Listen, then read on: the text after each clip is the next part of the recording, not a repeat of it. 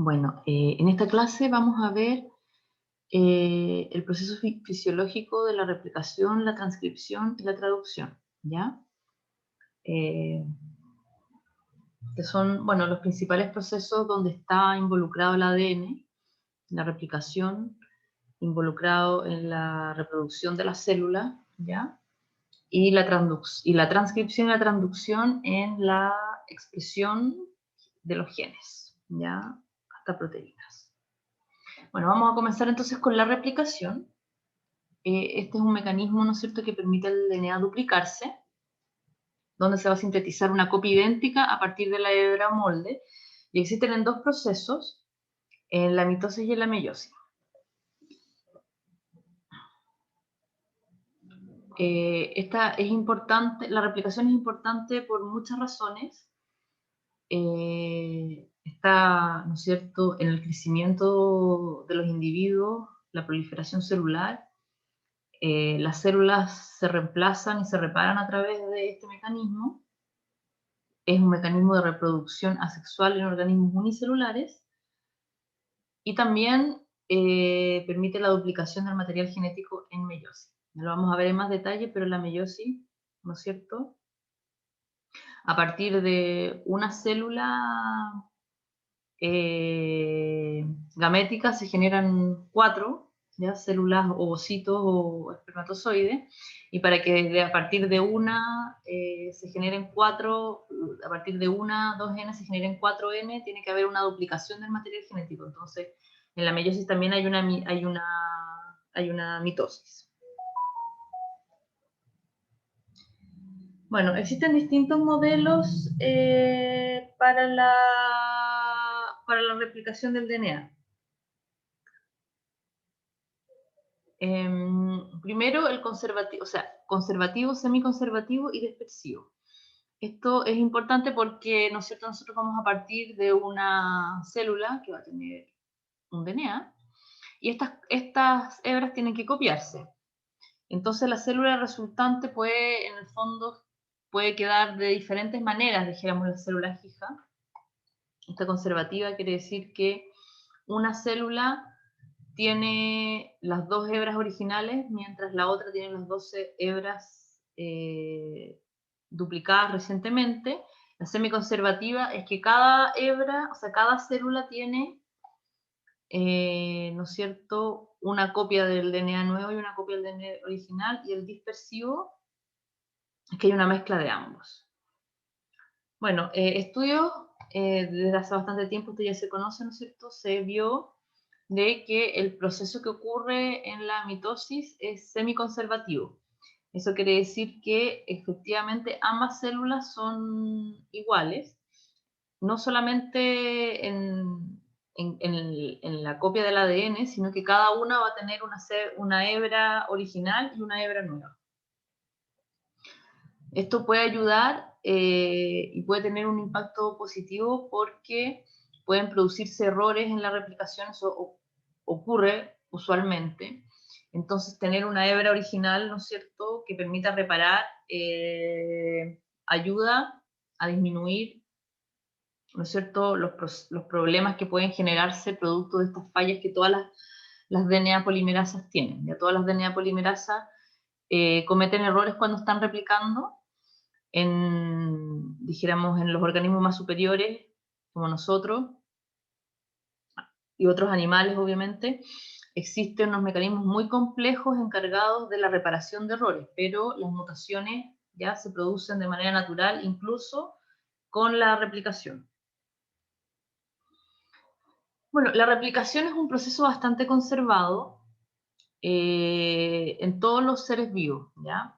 Obviamente que hay diferencias entre los eucariontes y los procariontes, sin embargo, si nosotros lo vemos a grosso modo, el proceso está conservado. Acá hay dijéramos, un diagrama ya respecto a la replicación. La replicación se van a distinguir 4 procesos distintos. ¿Ya? Uno es la iniciación, el origen de la replicación, la formación de la horquilla, que es cuando empieza a avanzar y a replicarse dijéramos, la cadena, ya bueno, quiero decir, formación de la horquilla, disculpen, es cuando, porque obviamente, dijéramos, se requiere de un aparato bastante complejo, con muchas enzimas, para proceder a la replicación. Una cosa que ya les había hablado antes y que también tienen que recordar, y es que el ADN, ¿no es cierto?, no se encuentra nunca libre, se encuentra, ¿no es cierto?, sobreenrollado, unido a proteínas, entonces se requieren de muchas enzimas para poder abrir dijéramos, esta cromatina, de tal manera de que la DNA polimerasa, que es la enzima que va a replicar el DNA, pueda acceder ya a la hebra y copiarla. Entonces, bueno, primero está el proceso donde, ¿no es cierto?, se inicia la replicación. El inicio de la replicación no es azaroso, existen secuencias en el ADN que van a permitir que cuando tenga que replicarse el ADN, eso quiere decir cuando una célula va a entrar en mitosis, entonces se tenga que replicar el ADN y entonces esta maquinaria va a pegarse, ¿no es cierto?, va a reconocer este sitio específico, que se le conoce como origen de replicación. Posteriormente se van a reclutar todas las enzimas necesarias, que es lo que se llama como la formación de la horquilla de la replicación. Después, entonces, la horquilla de replicación comienza efectivamente a extender la cadena y finalmente se termina cuando ha copiado todo el ADN. Bueno, el origen de la replicación, hay algunas diferencias, obviamente, entre bacterias y eucariontes. Este proceso, iniciación, formación de horquilla, extensión y terminación, es bastante conservado, dijéramos, en su estructura, ¿ya? Tanto para eucariontes como para procariontes. Hay algunas diferencias importantes que van a estar dadas, obviamente, por la cantidad de DNA y también por el tipo de DNA. Las bacterias tienen un DNA circular, mientras que los eucariontes tienen un DNA lineal. Las bacterias tienen una cantidad de DNA mucho menor que los eucariontes. Y eso es un punto bastante importante, porque no es lo mismo replicar 5 millones de pares de base que tener que replicar 3.000 millones de pares de base. Entonces, y obviamente la maquinaria celular, dijéramos, no tiene toda la vida para estar replicando. Tenemos que tener ahí, interesante, ¿no es cierto?, tener en cuenta eso. Entonces, por ejemplo, una de las cosas que pasa en eucarionte es que existen múltiples orígenes de replicación. ¿Ya? En bacteria existe uno. En ambos casos, la replicación procede en ambos sentidos. ¿Ya? O sea, la polimerasa es capaz de, dijéramos, no es solamente la polimerasa, sino que todo este aparato, ¿ya?, de enzimas y proteínas es capaz de extender la cadena en ambas direcciones, de tal manera, obviamente, de que sea mucho más rápido y, ya, al tener múltiples orígenes, eso quiere decir que no va a haber solamente una polimerasa replicando, en el caso de los eucariontes, sino que van a haber varios sistemas, ¿no es cierto?, que van a ir replicando entonces para poderse tomar. Y bueno, en ambos casos entonces procede en ambas direcciones la replicación. Bueno, acá hay un ejemplo. En Escherichia coli fue el primer organismo donde se descubrió todo este proceso, ¿ya? Se descubrió el origen y cómo funciona entonces, así también cómo se genera, ¿no es cierto?, una replicación semiconservativa. Bueno, en eucariontes, entonces, acá hay una foto donde se puede apreciar cómo existen múltiples burbujas de replicación. Eso quiere decir que existen múltiples orígenes donde se pone la maquinaria de la DNA polimerasa, ¿no es cierto?, y comienza entonces a replicarse. Esto es una foto de microscopía electrónica, donde se aprecia muy claramente, entonces, el momento en que se está replicando el ADN. Como ustedes pueden ver, ya se ve como estas líneas, ¿no es cierto?, como tallarines. Obviamente, para poder replicar el ADN tiene que estar en el estado más descondensado posible, porque es necesario, ¿no es cierto?, que esta maquinaria pueda acceder dijéramos, directamente al DNA para duplicarlo.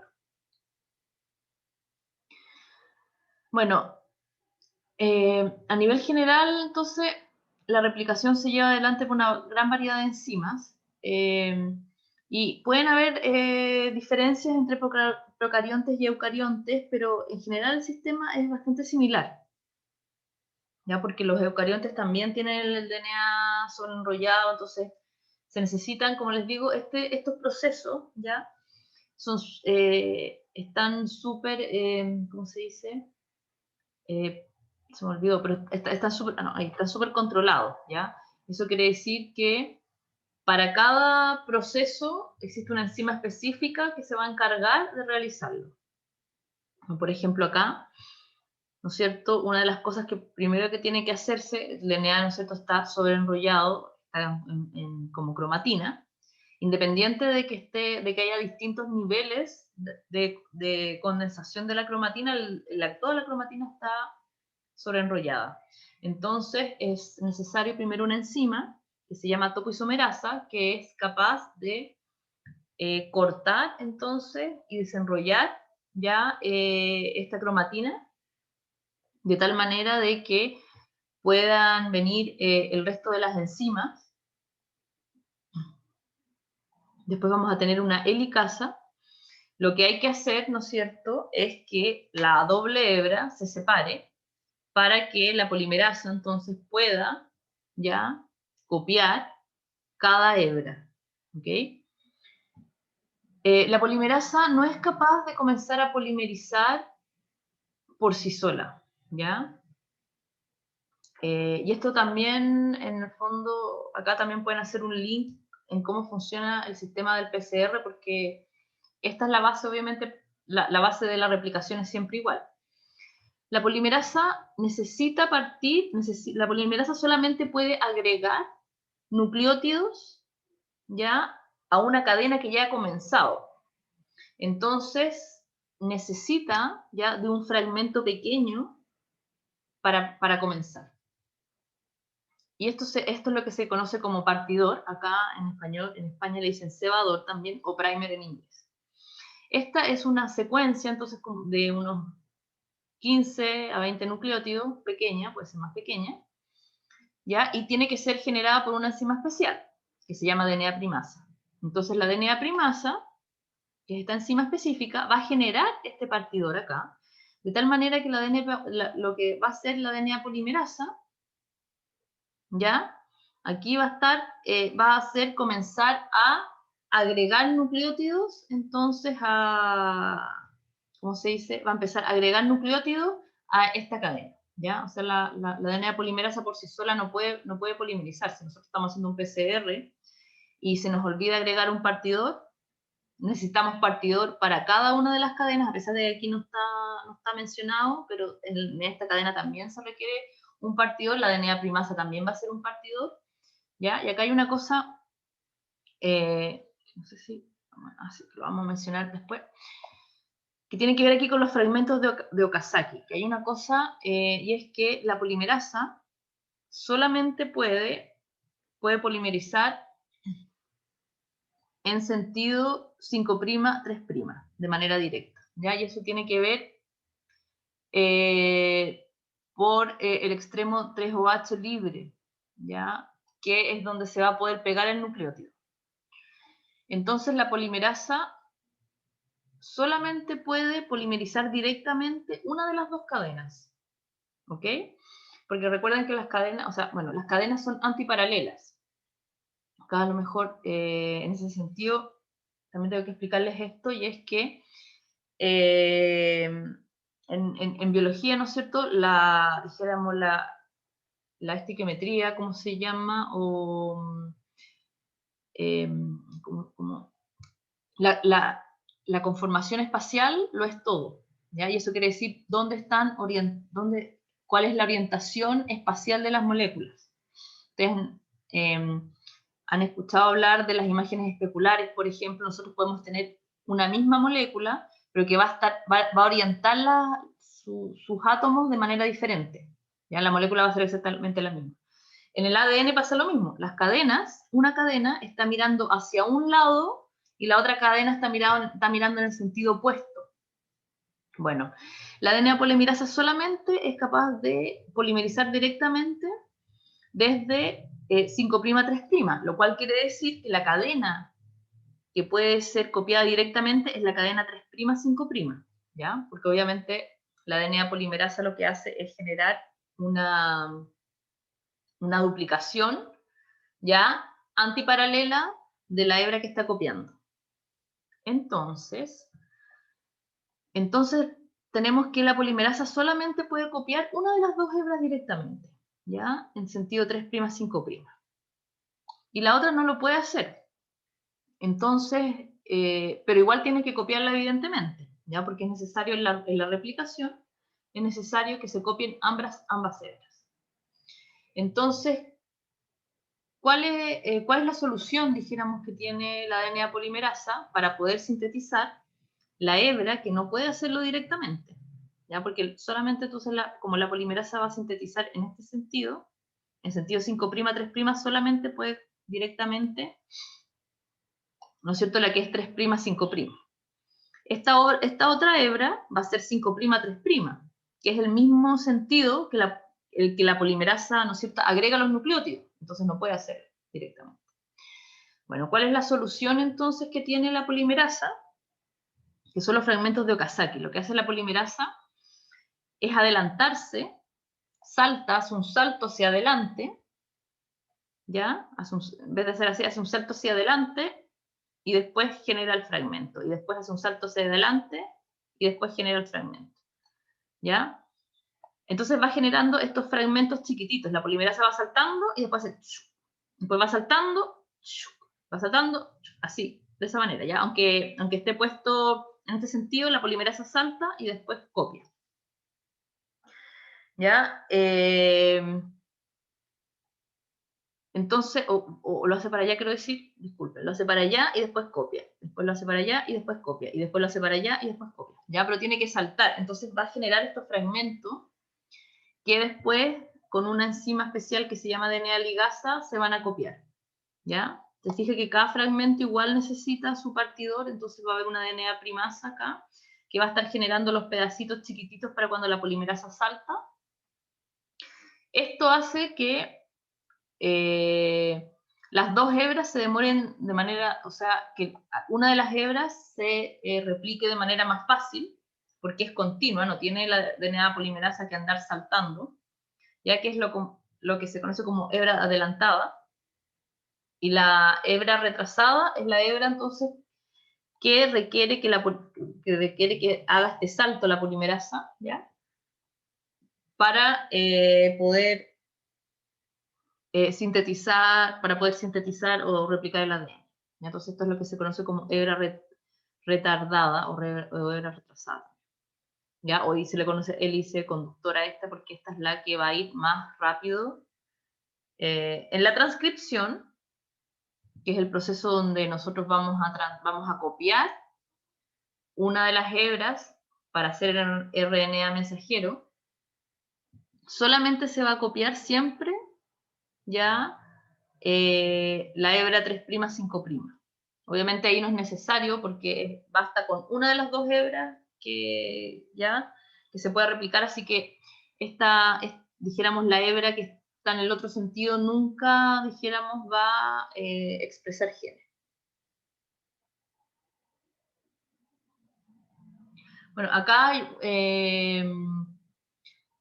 es un ejemplo de la importancia, ¿no es cierto?, que tiene este proceso, ¿ya? Es una enfermedad que se llama síndrome de Werner, donde hay una mutación en la helicasa, ¿ya? La helicasa es esta enzima que ayuda a abrir entonces las dos hebras para que la maquinaria pueda avanzar. Y bueno, es una patología muy extraña, tiene una incidencia muy baja y bueno, tiene varias características clínicas, pero el principal, ¿no es cierto?, que es un envejecimiento prematuro. Eso quiere decir que hay un problema, ¿no es cierto?, en la duplicación de las células, en la mitosis, lo que conduce a que los tejidos, ¿no es cierto?, se envejezcan mucho más, y la mayor edad, la edad mayor de promedio de fallecimiento son 48 años, o sea, las personas no pueden vivir más. Existen más de una DNA polimerasa ocupada en los procesos de replicación.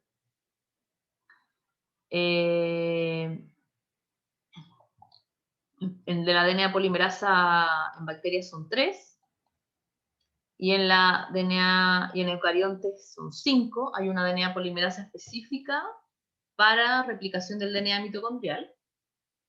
Acá hay una cosa que dijéramos que la DNA polimerasa tiene actividad exonucleasa. Eso quiere decir que también es capaz de cortar los nucleótidos y sacarlos cuando detecta que hay algún error. La DNA polimerasa, como les decía, todas las DNA polimerasas, hay algunas DNA polimerasas que se equivocan más que otras. Las DNA polimerasas de eucarionte son mucho más, ¿cómo se dice?, fidedignas, en el sentido de que se equivocan mucho menos que las DNA bacterianas. Eso también probablemente influye, ¿no es cierto?, en esta alta capacidad que tienen las bacterias de mutar, porque las DNA polimerasas bacterianas se equivocan más y no tienen un buen sistema de reparación. En cambio, las DNA polimerasas eucariontes se equivocan mucho menos y además tienen distintos sistemas para arreglar los errores, y la DNA polimerasa también puede corregir los errores, puede corregir los errores. Bueno, acá esto simplemente es una, ¿no es cierto?, un diagrama para que vean en realidad. Esta es la DNA polimerasa, ¿ya? Es una holoenzima. Eso quiere decir que son muchas enzimas ensambladas para generar esta macromolécula, ¿ya? Y van a tener entonces doble.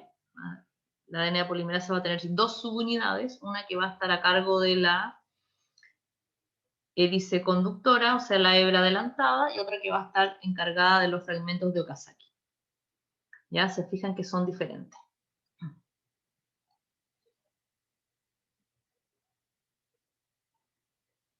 Entonces estas no son exactamente iguales porque se requieren de otras enzimas para poder realizar los fragmentos de Okazaki. Ya, la terminación de la replicación. Entonces vimos que, ¿no es cierto?, primero se inicia, se recluta la maquinaria, después comienza la polimerasa comienza a replicar, pero en algún momento tiene que terminar. Entonces, en eucariontes, o sea, en procariontes, esto no es tan complejo, porque al ser un ADN circular, ¿no es cierto?, se conoce como replisoma todo el aparataje, ¿ya?, que va generando dijéramos, la replicación del ADN. Recordemos entonces que hay un origen, ¿ya?, y vamos a tener subunidades que van a, ¿cómo se dice?, a replicar ambas hebras y en ambos sentidos, además. ¿Ya? Acá ustedes ven, ya que se están replicando ambas hebras, y también por este sentido también. Entonces va a llegar un momento que van a ir replicando y van a, dijéramos, van a chocar entre ellas, ¿ya? Y van a poder replicar todo el ADN. Recordemos que para la hebra, dijéramos, adelantada,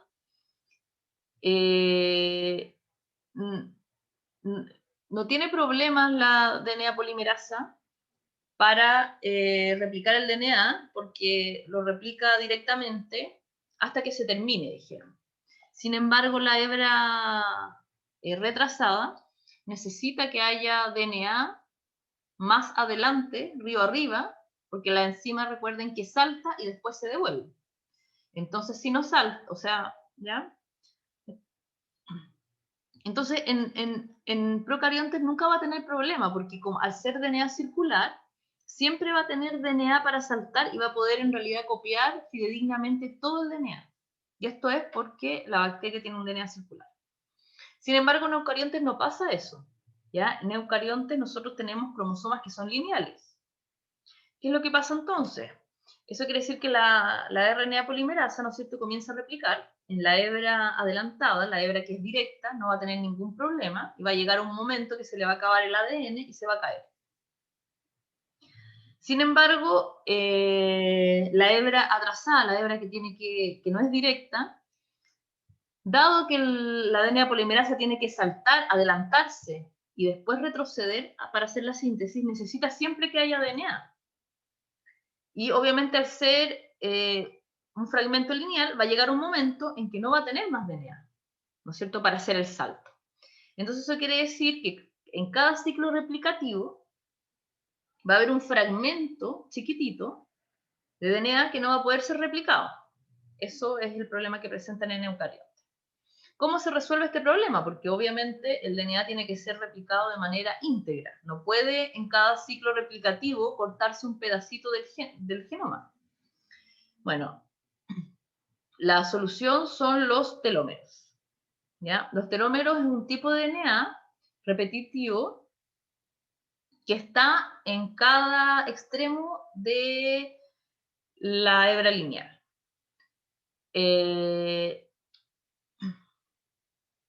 Entonces, ¿qué es lo que pasa acá?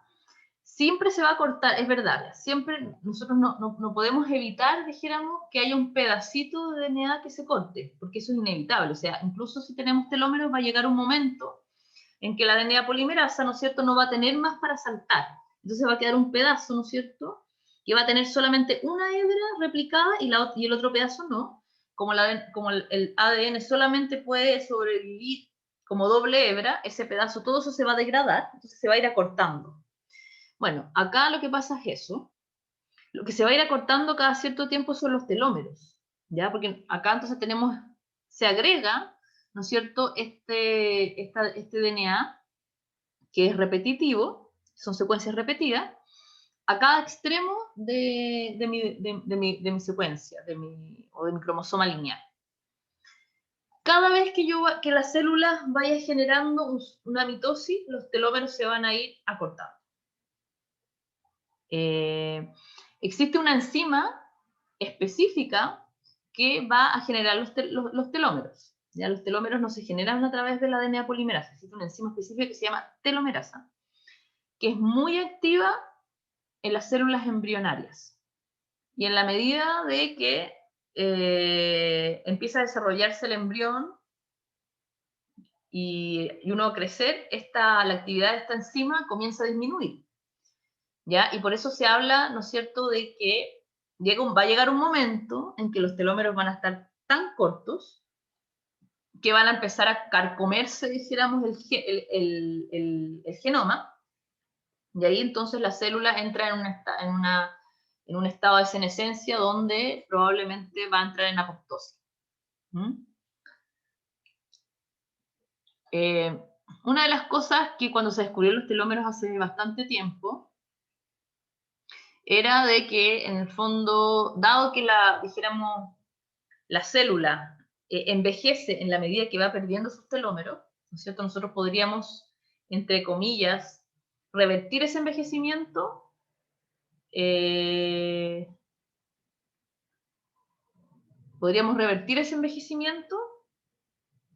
agregando telomerasa, dijéramos, artificialmente.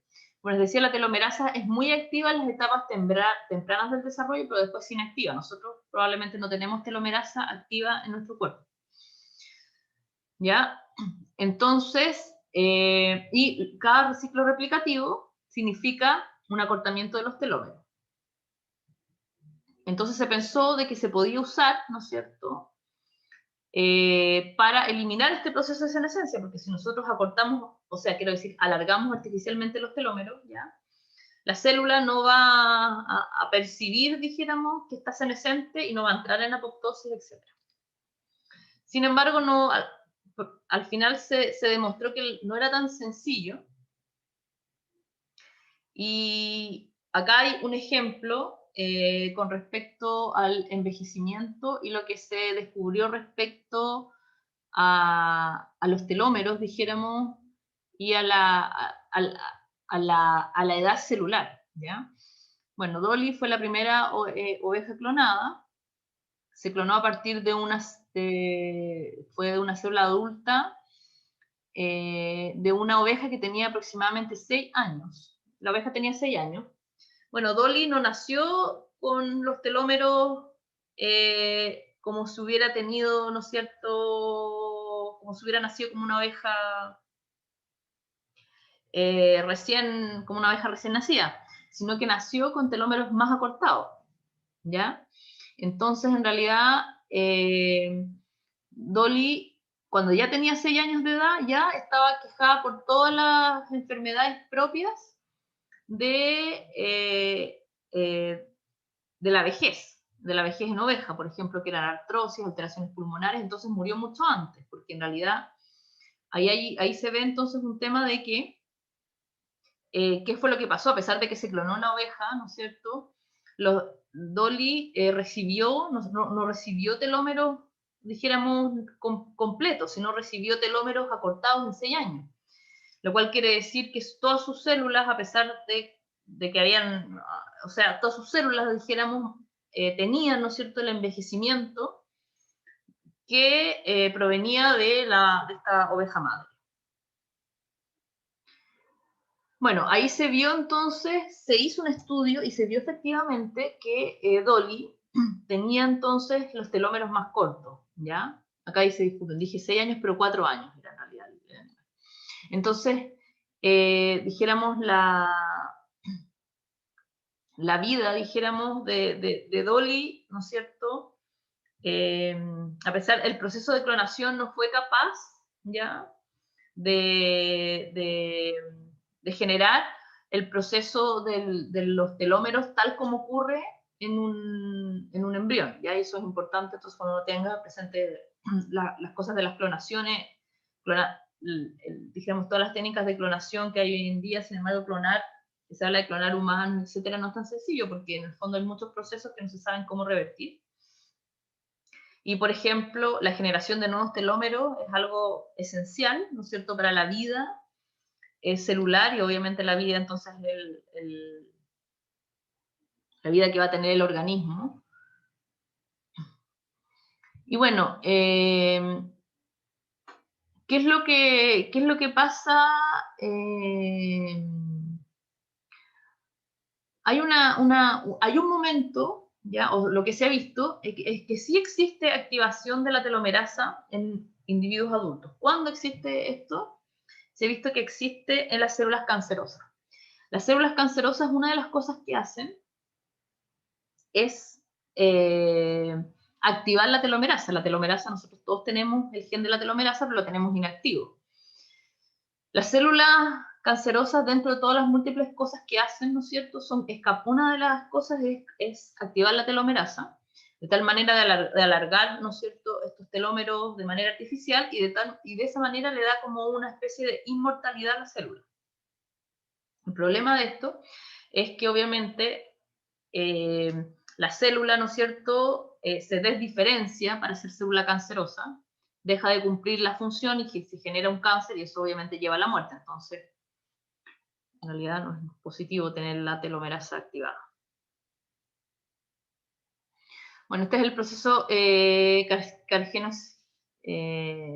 carcinogénico, ¿ya?, donde se ha visto que entonces las células tumorales se vuelve a activar la telomerasa y esto permite una replicación ilimitada porque en el fondo la célula nunca va a entrar en senescencia. Si yo tengo la telomerasa activa todo el tiempo, cada vez que entra un proceso mitótico, ya el acortamiento que se produce por esa mitosis va a ser corregido por la telomerasa activa y los telómeros nunca se van a cortar y la célula va a poder entrar en una infinita cantidad de ciclos mitóticos, ¿ya? Y por eso en el fondo también el cáncer es tan complejo de tratar, ¿ya? Porque nosotros entramos en un proceso donde las células en el fondo han generado toda esta maquinaria para convertirse en inmortales realmente, ¿ya? De tal manera de poder replicarse ilimitadamente. Bueno, podría usarse obviamente la telomerasa como tratamiento de antienvejecimiento, a pesar de que se pensó en algún momento después cuando se ve, ¿no es cierto?, que la telomerasa se activa en tumores, ya después no parece ser una tan buena idea tratar de activar la telomerasa, ¿no es cierto?, en individuos sanos, producto de el efecto que puede tener en células, ¿no es cierto?, de que las células se desregulen y terminen generando tumores, y no solamente células, porque la idea del envejecimiento, ¿no es cierto?, es poder atacar el envejecimiento, pero que la célula obviamente no pierda su funcionalidad. Si la célula pierde su funcionalidad, no me sirve de nada alargarla más. ¿Ya? Y bueno, entonces, en el fondo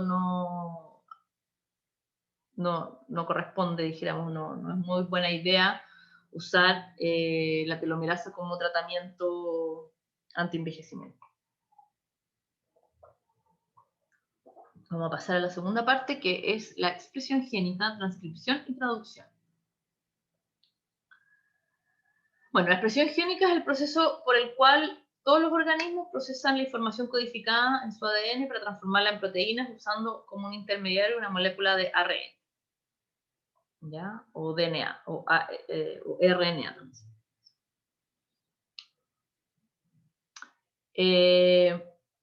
Esto tiene algunas diferencias más importantes con el proceso bacteriano, que está relacionado principalmente a dos cosas. Uno, la presencia de intrones en el genoma de las células eucariontes. Los intrones son estos fragmentos que se encuentran en los genes que no son codificantes.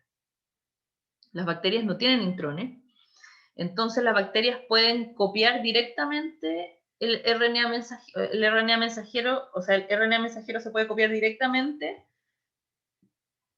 y ser leído por los ribosomas para generar la cadena de aminoácidos y la posterior proteína. En eucariontes eso no pasa, entonces es necesario primero que haya un procesamiento de este RNA para transformarlo en un RNA mensajero, y además tenemos también el tema de que como se dice, tenemos separado, ¿no es cierto?, en compartimentos separados el ADN. El ADN dijéramos, en las bacterias está libre en el citoplasma, o sea, está en el citoplasma, dijéramos.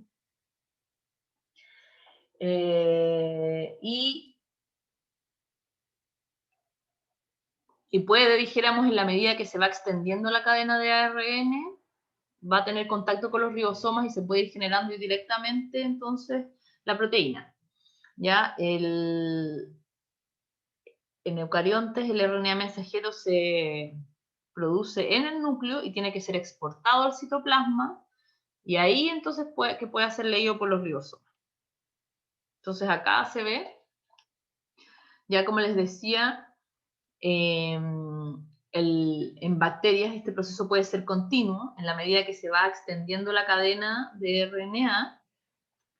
Los mismos ribosomas entonces se van a ir acercando, van a ir leyendo, dijéramos, esta cadena, y van a ir generando entonces la cadena de aminoácidos que a su vez después posteriormente va a generar la proteína. En cambio en eucariontes esto ocurre en el núcleo, y hay un procesamiento, o sea, se genera este RNA, pero este RNA tiene que ser procesado para sacar los intrones, y de ahí se genera entonces un RNA mensajero, y ese es el que tiene que transportarse al citoplasma para que pueda ser leído por los ribosomas. Vuelvo a repetir entonces que una de las dos cadenas nomás es la que se copia, que es la cadena 5', quiero decir que es la cadena 3', 5', porque la RNA polimerasa, ¿ya? Ahora ya no es DNA, obviamente es una RNA polimerasa, porque es una molécula de ARN la que tiene que copiar, tiene el mismo problema que tiene la DNA polimerasa, que solamente puede extender la cadena en sentido 5', 3', por lo tanto solamente puede copiar de manera directa una de las dos hebras. Como en el proceso de transcripción basta una sola de las dos cadenas, no necesito copiar ambas, siempre se va a copiar la misma cadena, que es la que va a estar en sentido 3', 5', ¿ya? Para que el RNA mensajero pueda quedar 5', 3'. Recuerden que son antiparalelas, ¿no es cierto? Las cadenas. Y ocurre lo mismo con el RNA mensajero.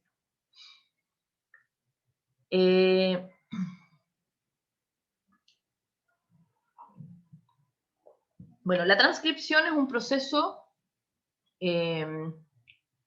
también bastante complejo, que requiere de una maquinaria bastante importante. Y a su vez, como ocurría en la replicación, que existía un origen de replicación, eso quiere decir que la maquinaria, ¿no es cierto?, tiene que encontrar un lugar en el DNA para ser reclutada y pegarse. Ocurre lo mismo con la transcripción. La transcripción no parte sola, sino que requiere de zonas en el DNA para que se pueda pegar esta maquinaria, para transcribir el gen. Y esto es lo que se le conoce como promotor, ¿ya? Los genes, nosotros estamos acostumbrados, cuando hablamos de gen, solamente pensar en la región codificante del gen. Sin embargo, el gen está construido también, o está constituido también de la zona regulatoria, que es tan importante como la zona codificante o la región estructural. Sin zona regulatoria no hay activación de... Entonces el gen, siempre recuerden, el gen, a pesar de que uno siempre, como que esta es la parte que uno tiene en mente, pero el gen es todo en realidad. El gen no es solamente esto, sino que es la zona regulatoria más la zona estructural, ¿ya? Y sin la zona regulatoria no hay, entonces, codificación de esta área. Entonces, en realidad, el promotor, que se le llama, es una parte muy importante de los genes. Hay muchas mutaciones a veces que afectan genes que no afectan directamente la región estructural, pero pueden afectar los promotores. Y eso puede hacer que el gen se active más o no se active, etc. O sea, puede tener efectos muy importantes una mutación en esta zona en la capacidad de expresar el gen. Bueno, esta zona de la región regulatoria, el promotor entonces vendría siendo entonces la secuencia necesaria para iniciar la transcripción del gen. Todos los genes van a tener una secuencia promotora. En bacterias también tienen promotores, ¿ya? Aunque en bacterias es un poco distinto porque, como tienen poco DNA, ya, dijéramos, tienen una forma de funcionar de manera diferente. Por ejemplo, el promotor se encuentra en las dos hebras porque, dijéramos, las bacterias pueden transcribir en diferentes sentidos, ¿ya? Recuerden que como estamos hablando de orientación espacial, estamos hablando solamente de orientación espacial. Si yo, por ejemplo, una hebra en este sentido, no sé, voy a transcribir en este sentido, la otra hebra no la puedo transcribir en este sentido porque está en el sentido contrario de la orientación que me sirve. Ahora, si yo transcribo hacia allá, la hebra que pasa a ser 5', 3' es la contraria, ¿me entienden? No todo tiene que ver con cómo se pare la maquinaria, ¿ya? No es, de repente es un poco complicado esto, como imaginárselo, ¿ya? Pero así funciona en realidad dijéramos, los sistemas biológicos funcionan mucho en este sistema, ¿no es cierto?, donde la orientación espacial es todo para la activación o la inactivación de los sistemas. Entonces, las bacterias en realidad lo que hacen es que tienen genes en ambos lados dijéramos, están codificados en ambos lados. Entonces, por ejemplo, tenemos una RNA polimerasa que va a activar un gen en este sentido y va a producir una proteína, pero después tenemos la RNA polimerasa puede andar en este otro sentido y la proteína que va a obtener va a ser totalmente diferente. ¿Ya? Entonces, en el fondo es más complejo el sistema. O sea, no es más complejo, sino que, bueno, no sé si es más complejo, no. Así funciona. Entonces, es importante acá, el promotor se encuentra en las dos hélices y la orientación y la posición del promotor va a dictar cuál de las dos hélices de DNA va a servir como molde, ¿ya? Porque eso va a ser, porque como les digo, como es estequiometría, tiene que ver con el sentido espacial donde están puestas las moléculas. Si yo me paro en distintas zonas, dijéramos, y las visualizo de manera diferente, lo que es 3', 5', va a pasar a ser 5', 3'. en el sentido contrario, ¿ya? De repente lo podemos discutir más si no les queda muy claro, pero no existe que sea una hebra que sea 5', 3'. Las hebras que son 5', 3' van a ser en función de, ¿no es cierto?, de su orientación espacial y cómo la polimerasa está puesta. En eucariontes, dado que no existe el problema de la cantidad de DNA, porque el problema de que tienen las bacterias es que tienen menos DNA, pero tienen que igual, en el fondo, codificar una gran cantidad de proteínas.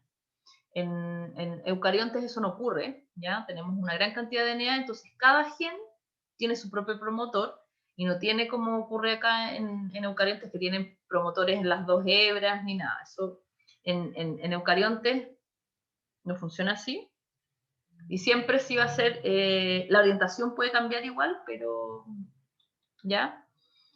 Pero, bueno, el gen entonces tiene el promotor, y esto ocurre también en los dos, ¿ya? El promotor, el gen y la zona terminadora. La replicación, dijéramos, la DNA polimerasa no necesita que alguien le diga que tiene que terminar, ella tiene que seguir, dijéramos, polimerizando hasta que se acabe el ADN.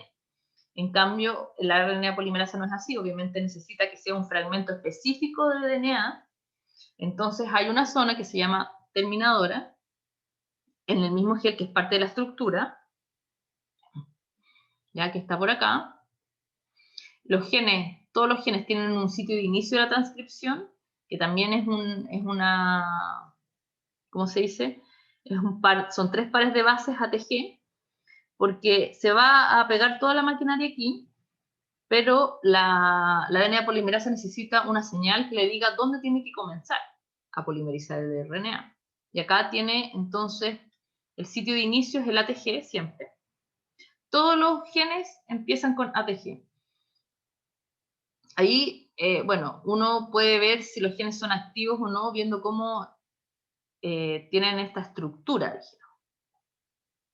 Y también tienen un sitio de término, ¿ya?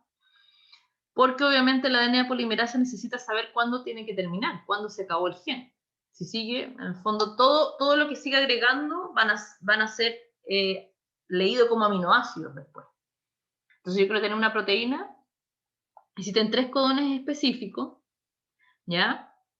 Que van a significar stop. Eso quiere decir que la polimerasa, cuando se encuentra con estos codones, deja de agregar nucleótidos y el RNA es liberado para el procesamiento por el posterior procesamiento. Ya, el RNA es un ácido ribonucleico. Tiene bastantes similitudes con el DNA, pero bastantes diferencias también. Una de las principales es que es un azúcar, el azúcar, ¿ya? Bueno, está constituido dijéramos, por nucleótidos, adenina, guanina y citosina, y en vez de timina, en el RNA tienen uracilo. Usualmente no forma doble cadena como el DNA, ¿ya? El azúcar es una ribosa, al igual que ocurre en el ADN, también el azúcar es una ribosa, tiene, ¿no es cierto? Y bueno, tiene capacidad de parearse con DNA por complementariedad de base. Acá hay una diferencia bastante interesante, y es lo que les da, en el fondo, este OH, ¿no es cierto?, que no existe. Esta es la desoxirribosa, esta es el azúcar que está en el ADN, esta es el azúcar que está en el ARN. Son iguales exceptuando por esto. Este es el OH por donde se va a pegar ya el otro nucleótido, y por eso entonces solamente se puede extender en un sentido la cadena, ya no se puede extender en los dos, porque solamente tiene un lugar donde se puede pegar el otro nucleótido. Bueno, esto le va a dar varias características al DNA, o sea, al RNA, entre ellas por ejemplo, que si bien es más inestable que el DNA, porque se rompe más, puede coexistir como hebra simple. ¿Ya? El ADN no puede coexistir como hebra simple. Necesita estar apareado, ¿ya? Si no, o sea, se desintegra. Entonces, eso hace que el DNA, o sea, el ARN, perdón, tenga una capacidad específica que no tiene el DNA. Bueno, la transcripción en eucariontes ya tiene una de las principales diferencias, entonces, es el procesamiento que tiene que hacerse del RNA, o que se le conoce como transcrito primario. En bacterias se genera automáticamente el RNA mensajero, pero en eucariontes no. El RNA mensajero es el que va a ser leído por los ribosomas, ¿ya? Y en eucariontes tenemos los intrones, entonces estos tienen que cortarse. Y esto se hace por un mecanismo que se llama splicing, ¿ya? O bueno, se conoce como procesamiento del RNA. Bueno, el RNA mensajero se le conoce como RNA informativo, que va a contener la información genética procedente del DNA para utilizarse en la síntesis de proteínas. Todos los RNA eucarióticos son monocistrónicos, es decir, contienen información para una sola cadena polipeptídica, mientras que los procariontes con frecuencia son policistrónicos. ¿Ya? Eso quiere decir que el mismo proceso en el fondo que ocurre. Yo les decía que existían promotores en ambos sentidos de las cadenas de DNA, y también lo otro que tienen es que funcionan las bacterias como clúster de genes que se llaman operones, y tienen un solo promotor para varios genes. Entonces ese RNA mensajero en realidad no codifica para una sola proteína, sino que puede codificar para 3 o para 4. En eucariontes eso no pasa siempre. Un RNA mensajero es una proteína. Ahora, ¿cómo sabe la célula cuándo activar un gen y cuándo no activarlo? ¿Ya? Existen proteínas específicas que se conocen como factores de transcripción, ¿ya? Que se van a fijar a las secuencias de los promotores. Y van a ser estas proteínas específicas, estos factores de transcripción, los que van a activar o pueden también bloquear, dijéramos, la expresión de un gen, ¿ya? Existen dos tipos de factores, los constitutivos y los facultativos. Todos los genes necesitan factores de transcripción para iniciar dijéramos, el proceso de la transcripción, ¿ya? Y entonces vamos a tener dijéramos, estos DNA, ¿cómo se dice?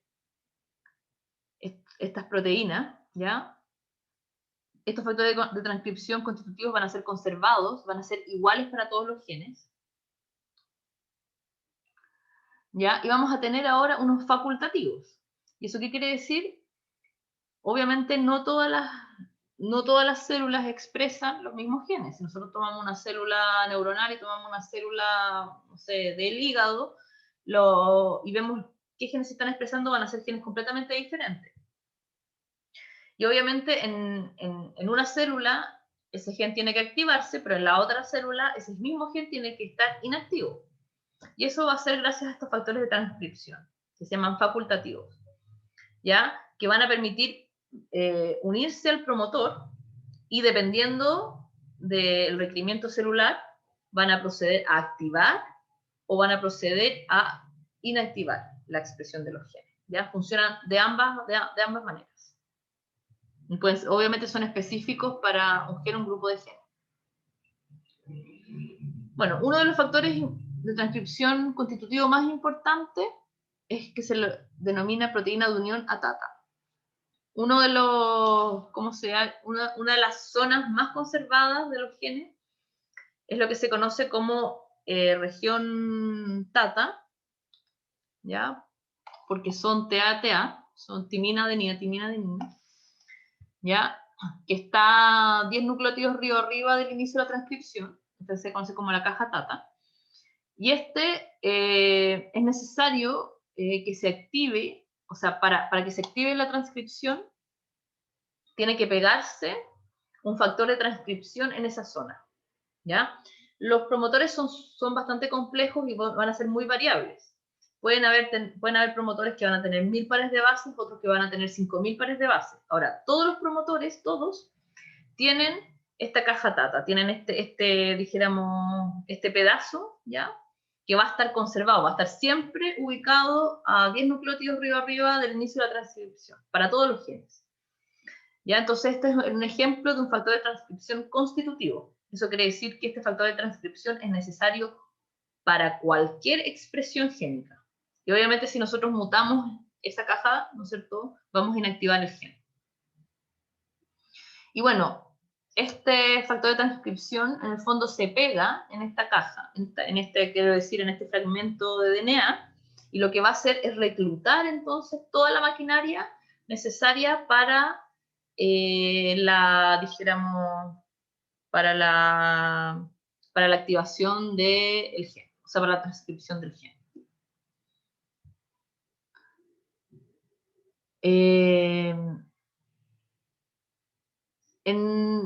¿Cómo se llama? En el DNA siempre va a haber una sola hebra, ya que va a ser templado para la transcripción genética. Sin embargo, la hebra que va a ser molde depende de la transcripción de gen. ¿Y qué va a querer decir con esto? Donde esté la caja tata, donde se pueda leer la caja tata, es donde se va a transcribir. ¿Se recuerdan que yo les acabo de decir que este 5', 3' va a depender de donde yo me paro a mirar? Entonces, si yo miro en esta dirección, ¿no es cierto?, ¿ya? La hebra 3', 5' es la hebra que va a ser la hebra que se va a transcribir. Si yo me paro en esta dirección y voy mirando hacia allá, hacia el otro sentido, va a ser la hebra contraria. ¿Cómo vamos a saber nosotros cuál es el sentido que ocurre en la transcripción con, por ejemplo, la caja tata? Ya podemos ver dónde se encuentra, en cuál de las dos hebras se encuentra el promotor, y vamos a saber entonces que, por ejemplo, para este gen, ¿no es cierto?, la transcripción ocurre en este sentido, pero para este otro ocurre en el otro.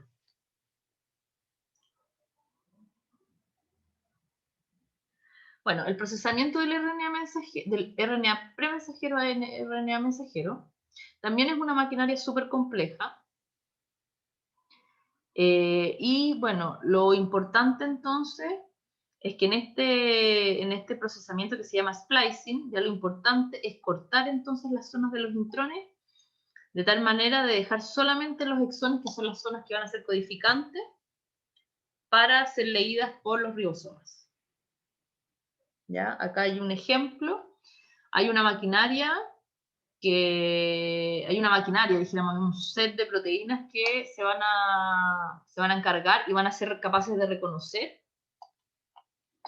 cuáles son los intrones para cortarlos y eliminar. Y después, obviamente, pegar los pedazos, no se van a pegar los pedazos para producir el RNA mensajero.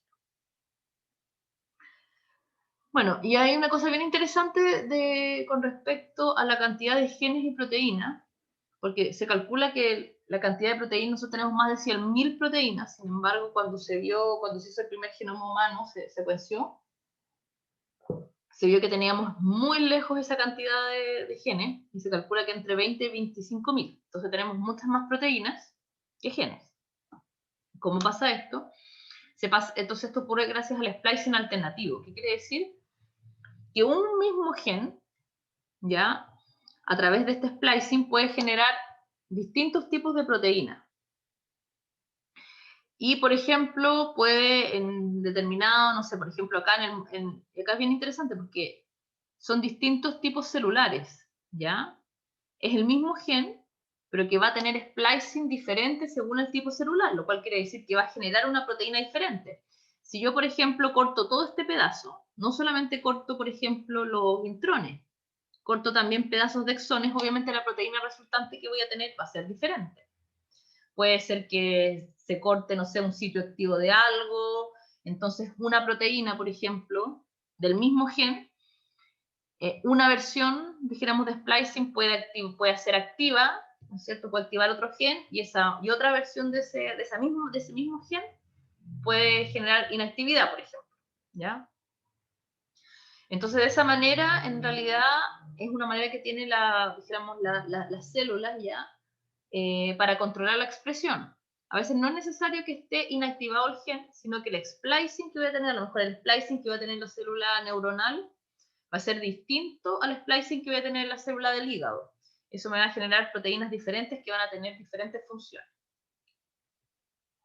Bueno, acá hay una foto de un RNA ya siendo transcrito muchas veces. O sea, un gen, quiero decir, siendo transcrito muchas veces. Ya, y finalmente, entonces, la traducción, que es el último proceso, que es el proceso donde se lee la molécula de RNA mensajera, es leída, ¿ya? En grupos de 3 pares de bases sucesivas llamadas codones. ¿Ya? Por un tipo de especial de RNA. Entonces, claro, tenemos el RNA mensajero, que va a tener estos codones, ¿no es cierto? A, T, G, después G, C, A, etc. Bueno, va a tener U en vez de A, así que no tiene timina, disculpen. Pero...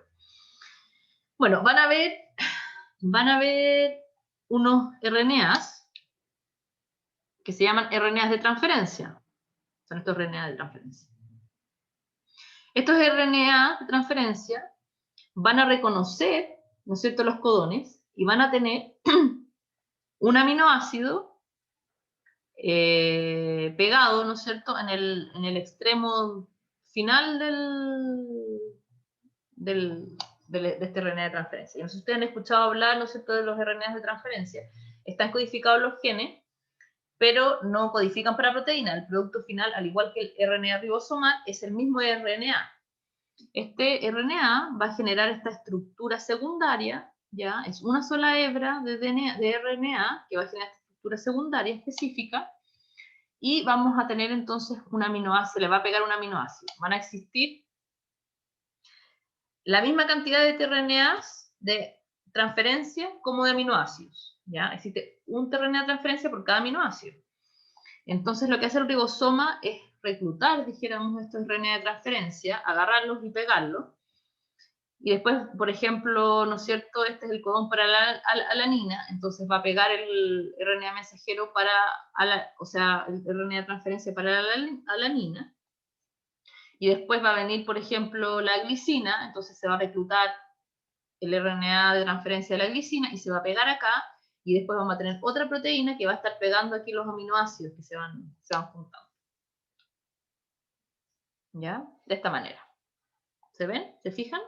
Viene codón 1, codón 2 y después codón 3 y así, entonces va creciendo esta cadena de polipéptidos. El RNA, una vez se libera, este RNA de transferencia se libera, vamos a tener una enzima, ¿no es cierto?, que le va a volver a pegar la alanina, por ejemplo, que era acá, para volver a comenzar el proceso. Ya, el código genético es degenerado. ¿Eso qué quiere decir? Que nosotros tenemos 4 pares de bases y tenemos 20 aminoácidos. Sin embargo, si esos aminoácidos se leen ¿cómo se llama?, en codones de 3 pares de base, eso quiere decir que nosotros vamos a tener 64 combinaciones distintas posibles, ¿ya?, para en el fondo, de aminoácidos. Y nosotros tenemos solamente 20 aminoácidos.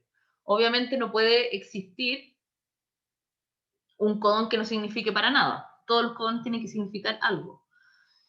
Entonces nosotros vamos a tener que el código genético es degenerado, eso quiere decir que vamos a tener más de un codón que va a significar el mismo aminoácido. Por ejemplo, no sé, la leucina. En general los aminoácidos que son más usados son los que van a tener más, ¿cómo se dice?, codones. ¿Ya? Por ejemplo, la leucina tiene 6. Entonces, cada vez que hay estos codones, ya lo que se va a reconocer es leucina. Hay otros que son más, por ejemplo, la lisina solamente tiene 2, la glutamina solamente tiene 2. No todos los aminoácidos son usados con la misma frecuencia de las proteínas, ¿ya? Y de eso va a depender entonces también, bueno, eso es el código genético. Acá está también tenemos entonces el código genético se encuentran las señales de stop, que obviamente no pueden ser aminoácidos, ¿no es cierto? Solamente tiene que significar stop, porque la RNA polimerasa necesita saber cuándo tiene que parar. Y bueno, ahí está. Entonces, en el fondo, el proceso, ¿no es cierto?, de la traducción, que se llama. Tenemos los ribosomas se van a acoplar, ¿no es cierto?, con el RNA mensajero, y van a comenzar a pegarse entonces los RNAs de transferencia según el codón del RNA mensajero. Cada RNA de transferencia va a llevar un aminoácido específico, y entonces se va a empezar a extender una cadena de aminoácidos, ¿ya? Y como les decía, van a existir proteínas, existen enzimas específicas que se van a encargar de ponerle el aminoácido, ¿ya? Del RNA de transferencia, y de esta manera entonces se crece la cadena polipeptídica. Y esta es la